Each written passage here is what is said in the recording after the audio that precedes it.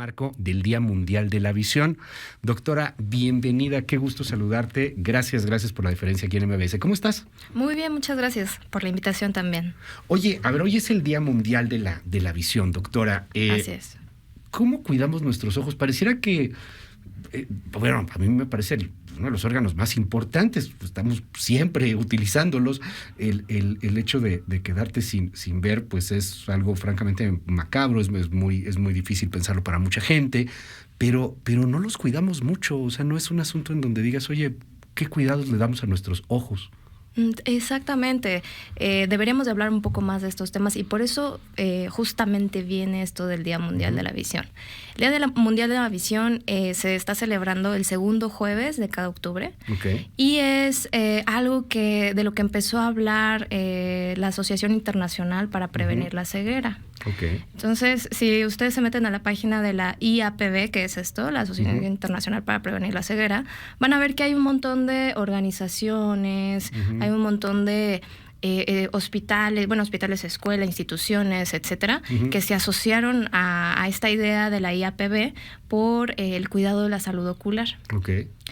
El año 2020 se supone que era el año 2020, el buen año para empezar con esto del cuidado de los ojos. Pero bueno, pequeño problema, una pandemia se nos cruzó, ¿no? Tuvimos un pequeño problema ahí con la pandemia y, por ejemplo, lo que son las cataratas, sabemos que no son una urgencia quirúrgica.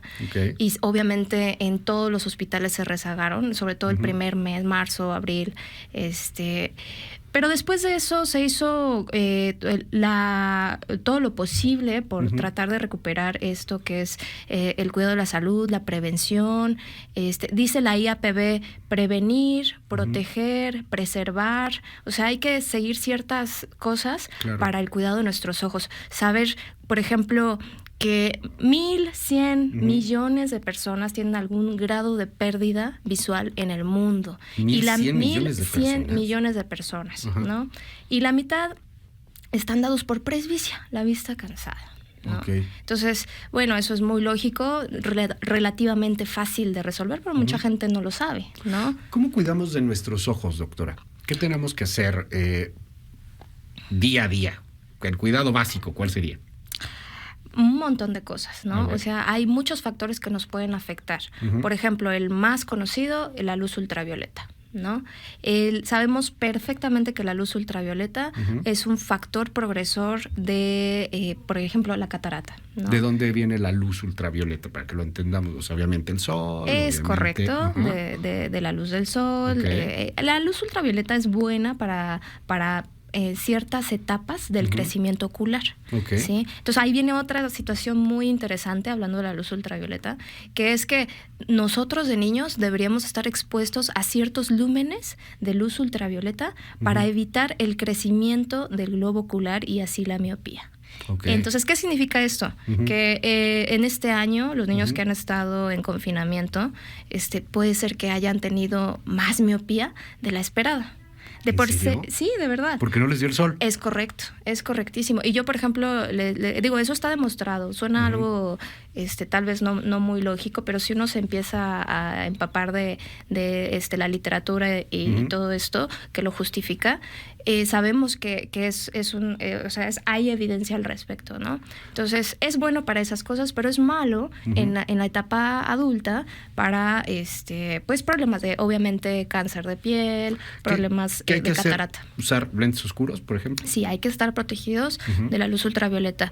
Por ejemplo, tenemos la creencia de que cualquier gafa oscura nos va a proteger de la luz ultravioleta, y eso pues obviamente no es cierto. Tenemos que verificar que las gafas tengan buenos filtros, ¿no? Okay. O sea, una gafa que nos puedan vender en la calle podría no tener un buen filtro de luz ultravioleta y afectarnos más. ¿Cómo lo verificas?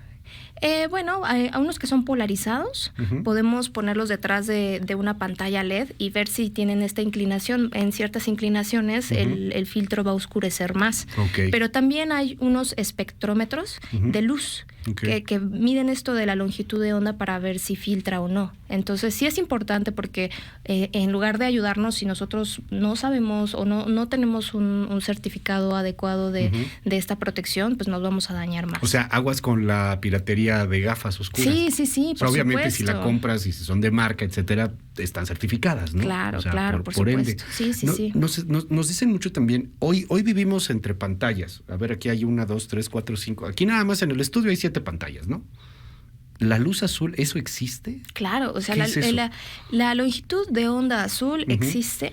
Sin embargo, es muy importante saber o definir si es que hay algún impacto nocivo para la salud ocular. Eso realmente todavía no lo hemos demostrado del todo, ¿no? O sea, y eso igual las asociaciones internacionales, americanas, la Sociedad Mexicana de Oftalmología y la Sociedad de Oftalmología Pediátrica o esto en México nos han determinado que realmente no hay una evidencia de que la luz azul tenga un impacto en la salud visual. Tiene que ver otras cosas en cuanto al uso de los dispositivos electrónicos. Si nosotros usamos dispositivos electrónicos, vamos a tener ojo seco, ¿no? Por ejemplo, es el ojo seco? ¿no? El síndrome de ojo seco tiene que ver con muchos factores, pero cuando estamos trabajando frente a los dispositivos electrónicos, esto tiene que ver con la evaporación de la lágrima. Estamos más concentrados, se nos evapora más frecuente la lágrima, pero no tiene que ver directamente con la luz azul. ¿Cuánto tiempo es sano estar frente a la pantalla o hay que descansar la vista? Sí, hay una regla que yo siempre les digo que es la regla 20-20-20. A ver. ¿Sí? Hablando del 20-20. Exactamente. Que quiere decir que por cada 20 minutos de trabajo frente a la computadora tenemos que descansar 20 segundos mirando a 20 pies, es decir, 6 metros. ¿Sí? Y esto es para tratar de olvidarnos un poco de lo que estamos haciendo, tener un punto de fijación lejano, evitar esto que es la convergencia de los dispositivos de 33 centímetros y 80, que es la visión cercana e intermedia, y hacer conciencia del parpadeo. Entonces, eso nos ayuda a descansar. ¿Sí? Hacer conciencia del parpadeo. A ver, cuéntame. Esos 20 segundos nos van a servir para descansar del trabajo y para recordar que tenemos que tener conciencia del parpadeo para poder generar que esa lágrima se esté distribuyendo bien a nuestra superficie. Vamos a suponer, estamos viendo aquí la pantalla, ya pasaron los 20 minutos, suena mi alarmita, pongamos una alarmita, y entonces, ¿qué hago? O sea, dejo la pantalla, cierro los ojos, vuelvo a abrirlos para ver el horizonte. Podemos ponerlo así. Sí, pues sí, a las 12, 12:20, 12:40 y a la 1, ¿no? O sea, cada 20 minutos. 20 segundos, mirar a 20 pies. Y no lo digo yo, lo dicen ya las guías, ¿no? Esas son recomendaciones ya internacionales. Oye, tienes una cantidad brutal de preguntas. Me dicen aquí, pregunta para la doctora. Soy chofer y me prescribieron lentes, pero me marean y me impiden desempeñar mi trabajo. ¿Qué es lo que me pasa? Te están escuchando en Las Vegas, de hecho, saludos allá a Las Vegas. Saludos.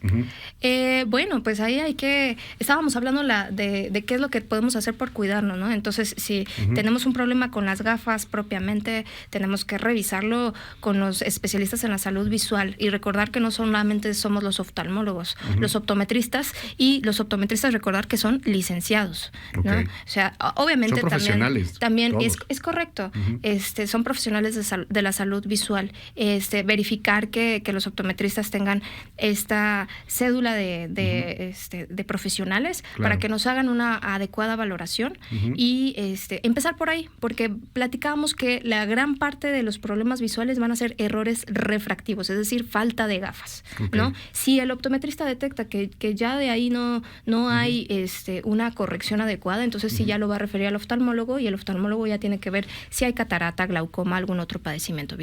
Nos preguntan mucho sobre las operaciones para la miopía, para la corrección de la visión. ¿Son recomendables? ¿No son recomendables? Hay gente que les tiene mucho miedo. Sí, digo, como cualquier otra cirugía, tiene sus riesgos, es correcto. Y hay que platicarlo muy bien con los pacientes, ¿no? Yo, para empezar, le digo a los pacientes, 1 de cada 5 pacientes puede no ser candidato a cirugía refractiva, ¿no? O por otro lado les digo, puedes tener 1 dioptría o 2 dioptrías y no ser candidato. Y el paciente, otro paciente tener 8 dioptrías y serlo. Porque depende de muchas cosas. Depende justamente de la superficie ocular, depende de la edad, depende de factores, de si hay enfermedades sistémicas, antecedentes, etcétera. Esto hay que tenerlo con mucho cuidado porque empezó a ponerse de moda el asunto de negocio, evidentemente, y de repente había operaciones o hay operaciones para corrección de vista muy baratas. Ah, claro. Pero muy baratas. O sea, 5,000 pesos, cosas por el estilo que dices, no vaya a ser que te vaya a salir más caro, que pierdas la vista. ¿Puede pasar en una operación? Ah, bueno, sí, claro. Hay ciertas complicaciones en la cirugía refractiva, que hablando específicamente de esto que es para dejar de usar lentes, que tienen que ver, pues como esta cirugía se hace en la córnea, tienen que ver con alteraciones en la córnea. Okay. Muchas veces en lo que hacemos, que esto se llama LASIK, que es levantar un flap de la superficie ocular, que es una capa muy delgadita, si este flap se lesiona en la cirugía, pues tenemos complicaciones, ¿no? Nos preguntan aquí si se tiene extraviasmo, pues, ¿lo dije bien? No sé. Estrabismo.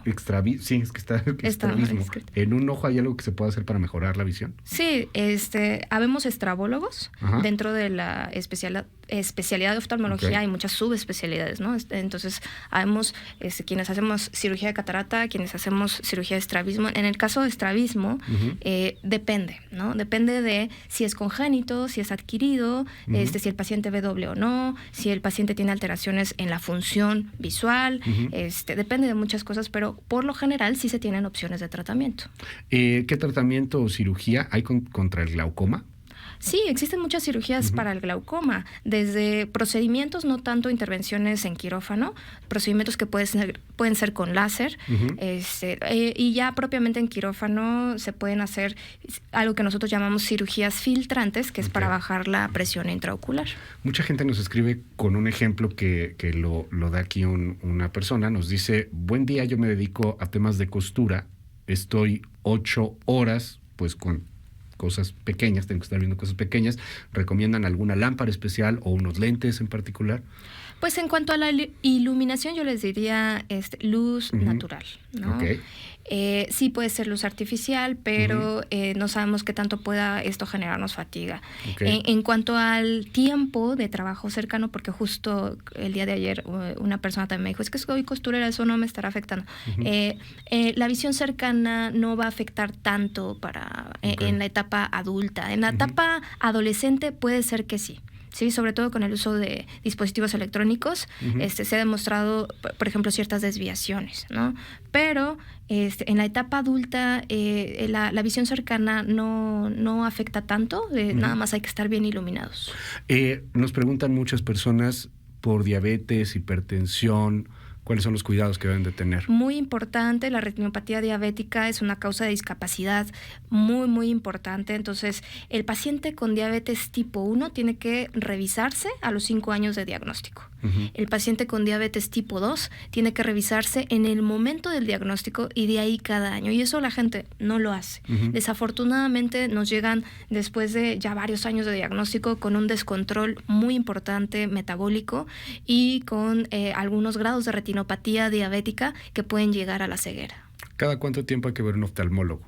Pues después de los 40 años yo les recomiendo que cada año. Okay. ¿Y por qué a los 40? Porque para empezar a esa edad se tiene que hacer el screening de glaucoma, tomar la presión intraocular, aunque no hayan antecedentes familiares, si los hay por supuesto es obligado, y también para checar esto de la presbicia porque a esa edad empieza, ¿no? Después de los 60 años también muy importante por la catarata.